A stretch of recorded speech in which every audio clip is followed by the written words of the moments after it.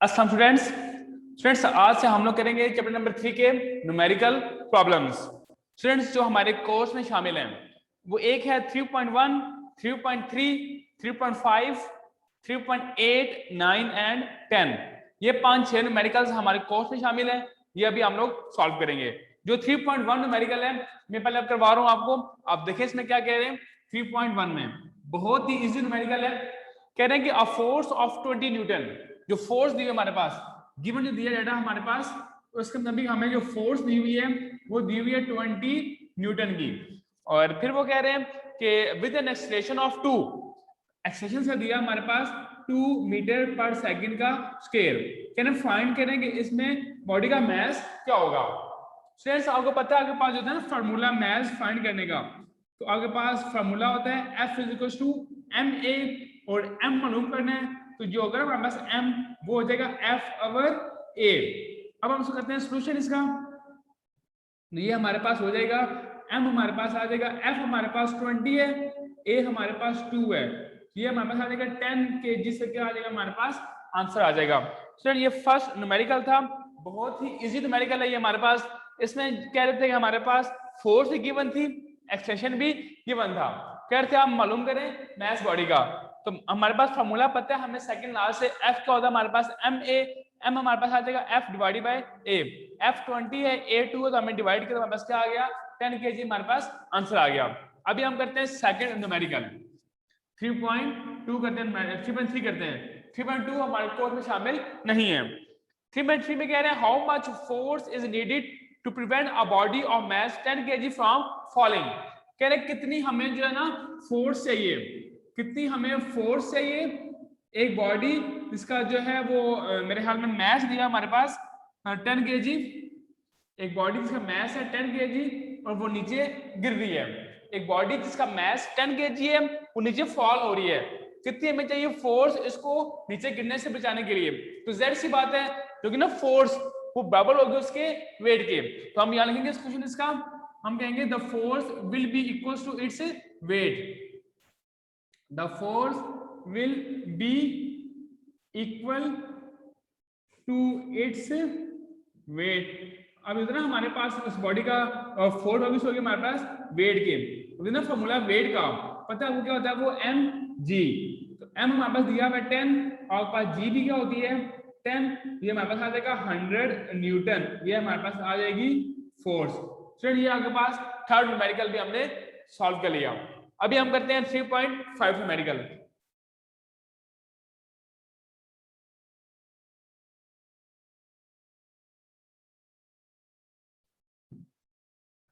Students अभी हम लोग करेंगे 3.5 न्यूमेरिकल, ठीक है। और 3.5 न्यूमेरिकल में वो हमसे कह रहे हैं कि आप भी रीड करें, मैं भी यहाँ पे रीड कर रहा हूँ।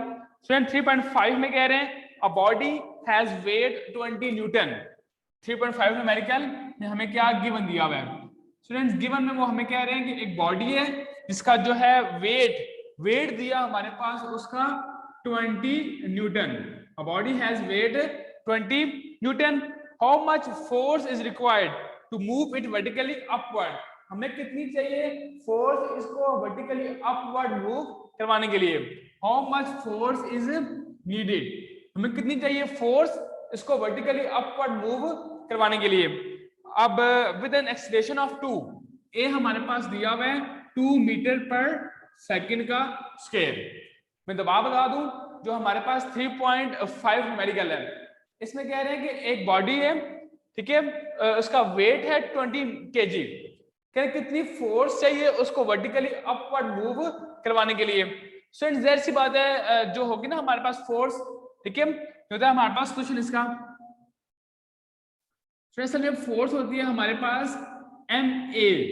हमें एक्सलेशन तो मालूम है 2, में मैथ मालूम नहीं है, तो हम पहले इस वेट से मैथ फाइंड करेंगे और फिर हम इसको सॉल्व करेंगे, ठीक है। तो हम पहले मैथ फाइंड कर रहे हैं, तो हमारे पास हमें पता है एस वेट क्या होता है mg, हमें वेट दिया हुआ है 20, मैथ मालूम करना है, जी होता है हमारे पास 10, तो मैथ हमारे पास आ जाएगा 20 डिवाइडेड बाय 10, देखिए मैथ हमारे पास आ गया 2 kg, ठीक है। अब मालूम करते हैं हमारे पास फोर्स क्या होगी। एस हमारे पास फोर्स क्या होगी, F होता है हमारे पास MA, तो M हमारे पास दिया हुआ है 2, A भी 2 था हमारे पास, और ये होगी 4 न्यूटन। सिर्फ F हमारे पास आ गया 4 न्यूटन। अब अगर हम मूव करें इसको वर्टिकली अपवर्ड, तो दो फोर्सेस होंगी, एक उसकी होगी वेट की फोर्स और एक फोर्स होगी ये वाली।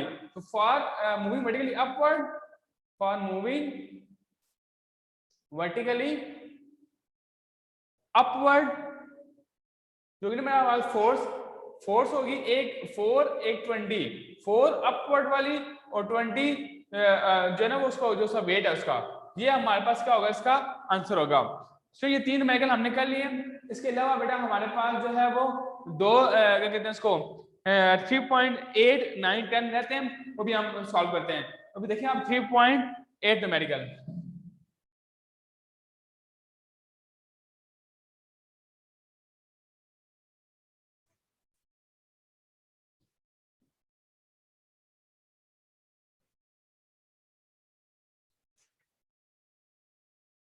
स्टूडेंट्स 3.8 में कह रहे हैं how much time is required, कितना हमें टाइम जो है वो चाहिए होगा। जो गिवन दिया हमारे पास वो कह रहे हैं आप टाइम को फाइंड करें, ठीक है।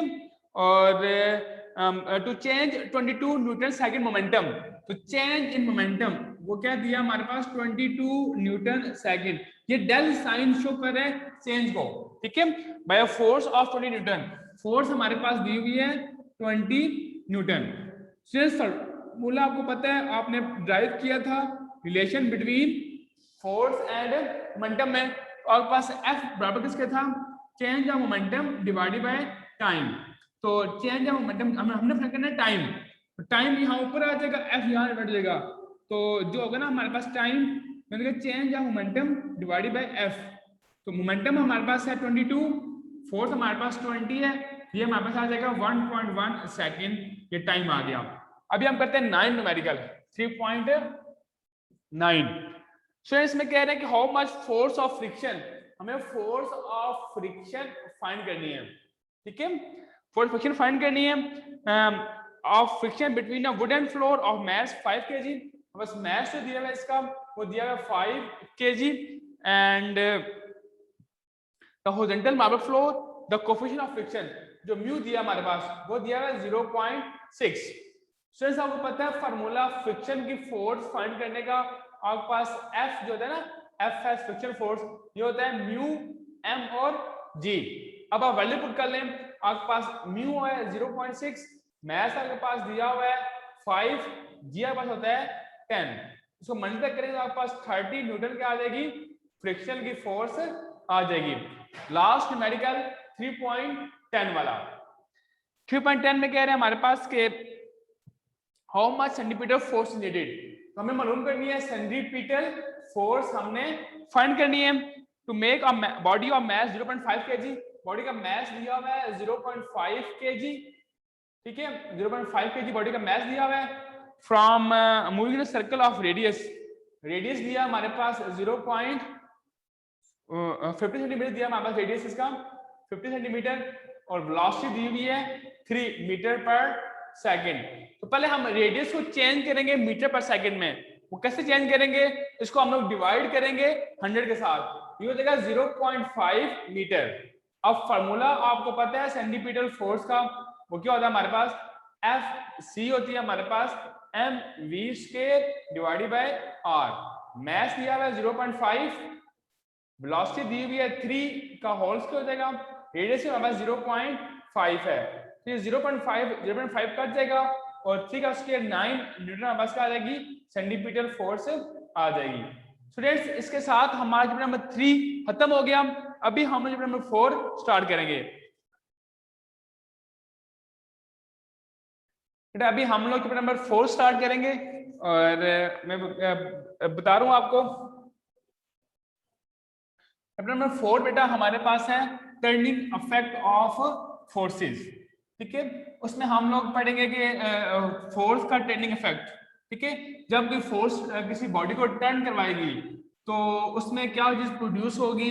इसके अलावा हमने पढ़ेंगे फोर्स है ना, तो फोर्स हमारे पास एक वेक्टर क्वांटिटी होती है, तो हम लोग वेक्टर्स की कुछ प्रॉपर्टीज भी यहाँ पे हम लोग डिस्कस करते हैं। हम लोग वेक्टर्स को कैसे ऐड करेंगे, कैसे सब्ट्रैक्ट करेंगे, ये तमाम काम हम लोग नंबर 4 में स्टडी करेंगे। तो अभी हमारे पास यूनिट 4 है, यूनिट नंबर 4 हमारे पास है turning effect of forces, turning effect of forces, ठीक है। और इसमें जो हमारे पास सबसे पहला टॉपिक हमारे कोर्स में शामिल है वो है like and unlike parallel forces. उसके लिए आप पेज नंबर 86 पे आ जाएं, कि पेज 86 पे आ जाएं तो हमारे पास जो टॉपिक है वो है like and unlike parallel forces. Like and unlike parallel forces क्या होती हैं। स्टूडेंट सबसे पहले आपको मालूम हो कि हमारे पास लाइक पैरेलल फोर्सेस क्या होती हैं, उसके बाद बताओ आपके पास अनलाइक पैरेलल फोर्सेस क्या होती हैं। स्टूडेंट लाइक पैरेलल फोर्सेस क्या होती हैं, ऐसी फोर्सेस जो हों तो parallel but have same direction, इसे हम कहते हैं कि फोर्सेस, ठीक है, forces that are parallel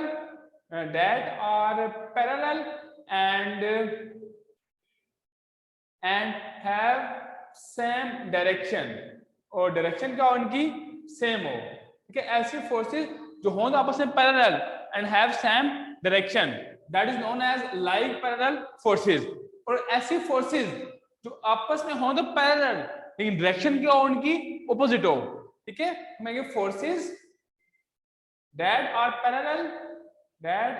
parallel but have opposite direction, direction हमारे पास क्या हो, ऑपोजिट हो, that is known as unlike parallel forces. जो होते हैं ना लाइक पैरेलल फोर्सेस, इसकी आप एग्जांपल देते हैं, जैसे अब आपके पास एक कोई भी जो है ना बास्केट है, उसमें आपने एप्पल्स पड़े हुए हैं और तमाम एप्पल्स की जो है ना नीचे इनको डाउनवर्ड फोर्स लग रही है। ये तमाम फोर्सेस होते हैं हमारे पास downward forces, these all are parallel. और इसकी आप देते हैं एग्जांपल, वो आप देते हैं एग्जांपल शीशा की, ठीक है। शीशा के ऊपर दो लोग बैठे हुए हैं, अब एक लोग इस साइड बैठा हुआ है, एक आदमी साइड बैठा हुआ है। अब इसका जो है ना वेट डाउनवर्ड है, ये मूव कर रहा है अपवर्ड, ये डाउनवर्ड जा रही क्या मूव कर रहा है अपवर्ड।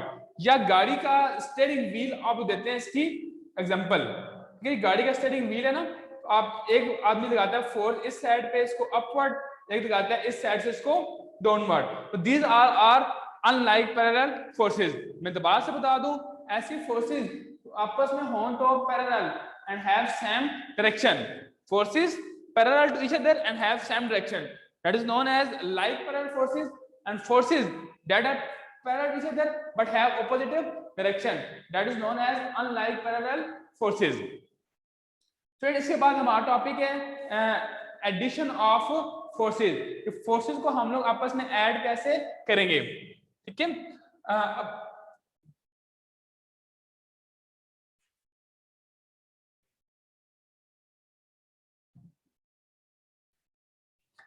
तो टॉपिक हमारा नेक्स्ट है कि फोर्सेस को हम लोग ऐड कैसे करेंगे, what is mean by addition of forces, ठीक है।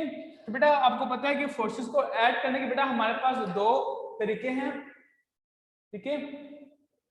एडिशन ऑफ फोर्सेस बेटा अभी हमारे पास टॉपिक है ADDITION, एडिशन ऑफ फोर्सेस, कि हम लोग फोर्सेस को कैसे आपस में ऐड करेंगे। How we add forces. Students असल में हमारे पास फोर्स होती है ना, हमारे पास फोर्स एक वेक्टर क्वांटिटी है और वेक्टर्स को ऐड करने के हमारे पास स्पेशल रूल्स हैं, ठीक है। बेटा जो है ना हमारे पास दो तीन तरीके हैं वेक्टर्स को आपस में ऐड करने के। एक हमारे पास है हेड टू टेल रूल, ये भी हमारे पास एक मेथड है फोर्सेस को आपस में ऐड करने में। और एक हमारे पास होता है ज्योमेट्रिकल, ठीक है, इसको होता है मेथड हमारे पास, जियोमेट्रिकल भी होता है तरीका हमारे पास, लेकिन ये मेथड बेटा ज्योमेट्रिकल मेथड जिसको बोलते हैं हम लोग ग्राफिकल मेथड, कि ये बेटा हमारे कोर्स में शामिल नहीं है बेटा, इसलिए हम लोग इस मेथड को डिस्कस नहीं करेंगे। मैं आपको बता रहा हूँ कि असल में हमारे पास हेड टू टेल रूल क्या होता है, कभी हम लोग डिस्कस करेंगे हेड टू टेल रूल को। स्टूडेंट्स जो होता है ना हमारे पास head to tail rule, student head to tail rule में सबसे पहले आपने ये काम करना है कि आपने वेक्टर्स को ड्रा करना है according to given scale. First काम आपने क्या करना है, ड्रॉ वेक्टर्स, आपने ड्रॉ करने हैं vectors according to, draw vectors according to given scale, जो स्केल होगा बेटा उसके मुताबिक आपने वेक्टर्स ड्रॉ करने हैं, ठीक है। और किसी एक को करना है आपने फर्स्ट वेक्टर, किसी को करना है आपने सेकंड वेक्टर। जैसे ये मैंने वेक्टर्स ड्रॉ कर लिए अकॉर्डिंग टू स्केल, एक ही मेरे पास ए वेक्टर हो गया, एक ही मेरे पास बी वेक्टर हो गया। फिर आपने कहना है, एक को कहना है आपने फर्स्ट वेक्टर, एक को कहना है आपने second vector. Let vector A को मैंने कह दिया फर्स्ट वेक्टर, वेक्टर बी को मैंने क्या कह दिया सेकंड वेक्टर। फिर आपने फर्स्ट वेक्टर के हेड को आपने ज्वाइन करना है सेकंड वेक्टर की टेल के साथ, then join the head of first vector with the tail of second vector and join the third one if any। और फिर लास्ट में आपने फर्स्ट वेक्टर का टेल को लास्ट वेक्टर की हेड के साथ आपने लाना है। ये आपके पास आएगा रिजल्टेंट वेक्टर, ये होगा a प्लस b, इसको बोलते हैं हम लोग रिजल्टेंट वेक्टर। और रिजल्टेंट वेक्टर हमें क्या बताते हैं, रिजल्टेंट वेक्टर टेल अस के जो वेक्टर्स ऐड कर रहे हैं और ऐड हो रहे हैं उन तमाम की एडिशन हमें बताएगा। It give us the combined effect, ठीक है। पेपर में आता है कि what is defined resultant vector, क्या होता है हमारे पास, आप कहेंगे कि resultant vector give us combined effect of all the vectors, ठीक है। ये हमें देते हैं कंबाइंड इफेक्ट तमाम वेक्टर्स का जो हम आपस में ऐड किया। मैं यहाँ पे डिफाइन भी कर रहा हूँ, अब देखिए यहाँ पे बता दूं, यहाँ मैं डिफाइन करूँ यहाँ पे रिजल्टेंट वेक्टर को। रिजल्टेंट वेक्टर क्या होता है हमारे पास, आप यहां में लिखेंगे कि it give us combined effect of